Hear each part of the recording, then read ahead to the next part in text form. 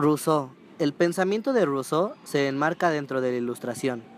Profundiza algunas de sus ideas fundamentales, como el interés por el hombre, por el estudio de su naturaleza y de su puesto en el orden de las cosas y del universo. Sí. Rousseau dice que el hombre es por naturaleza bueno. También dice que el hombre ha nacido libre y por doquiera está encadenado. El problema para Rousseau no es solo cómo explicar este estado de cosas, sino también cómo salir de él e instaurar un orden nuevo. En el estado de naturaleza dice que el hombre sería bueno y feliz, independiente y libre y guiado por el sano amor de sí mismo. Por el contrario, en el estado social dice que se denigna la real situación presente en la que al vivir en sociedad el hombre se hace malo, está movido por el amor propio o insaciable egoísmo, y rige la injusticia, la opresión y la falta de una auténtica libertad. La crítica del injusto orden social y de la cultura no significa en Rousseau el entorno en un estado natural, anárquico y de barbarie, sino la transformación de un orden social establecido por la fuerza y vivido en heteronomía, en un orden establecido en igualdad y libertad y vivido en autonomía. John Locke, en el estado de naturaleza, se fundamenta en la igualdad y la libertad individual, surge por el trabajo. En el Estado, se le concede soberanía del Estado a un gobierno que emita leyes y establezca penas a favor del bien público y que no afecte la ley y natural. Es democrático. En su pensamiento le ligan más a la reacción anti-aristotélica de los filósofos renacentistas y a la filosofía empirista de Francis Bacon. Hay que tener en cuenta, además, la influencia de Descartes y aún en mayor medida la de Gassendi, pero también el carácter antidogmático y experimental de la física y la química nacientes. Por lo que respecta en su pensamiento político, Locke es considerado el principal teórico del liberalismo moderno, teoría política que se identifica con los intereses políticos económicos de la burguesía, en expansión, en cuya lucha contra el absolutismo monárquico participó activamente. La filosofía de Locke es considerada empirista, en el sentido en que Locke afirma que la experiencia es la fuente y el límite de nuestros conocimientos. Según Thomas Hobbes, el Estado surge del contrato. Antes de la existencia del Estado político, estamos en el Estado natural.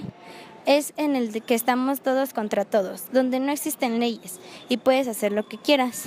En su texto, El Leviatán, debe de haber alguien que obligue igualitariamente a los hombres al cumplimiento de sus actos por el terror a algún castigo mayor.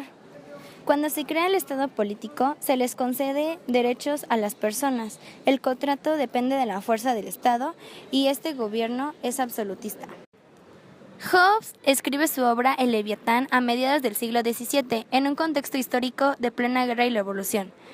Dice que el hombre siempre va a tender al conflicto. El derecho más importante en este mundo es el de la libertad absoluta, por lo que el hombre hobbesiano puede hacer lo que quiera, incluso en el cuerpo de otro hombre. Todos los hombres por naturaleza se acercan a lo que les hace bien y se alejan de lo que les provoca aversión. Uno de los principales textos de Kant es La paz perpetua. El pensamiento político de Kant está dominado por los ideales de libertad, igualdad y valoración del individuo.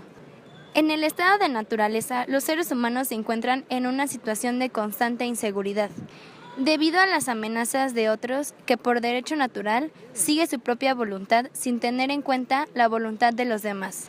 Cuando se va del estado natural al estado civil, no hay ruptura para Kant, sino continuidad, mediante la imposición de una autoridad común. Los derechos naturales que ya se poseían en estado natural se pueden ejercer realmente con seguridad. Kant concibe el contrato social como la condición que hace posible la instauración del derecho público, por el que quedan garantizados los derechos naturales. En realidad, Kant solo admite un derecho natural, el de la libertad. De este derivan todos los demás, el de igualdad y el de autonomía.